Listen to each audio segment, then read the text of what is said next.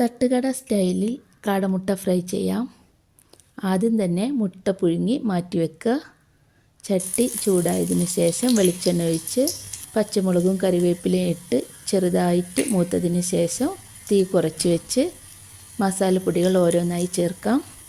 മഞ്ഞൾപ്പൊടി, കുരുമുളക് പൊടി, ജീരകപ്പൊടി, മുളക് പൊടി, അല്പം കായപ്പൊടി, ആവശ്യത്തിന് ഉപ്പും ഇട്ട് നന്നായി മൂപ്പിച്ചതിന് ശേഷം പുഴുങ്ങി വെച്ച മുട്ടയിട്ട് നല്ലോണം ഇളക്കി യോജിപ്പിക്കുക.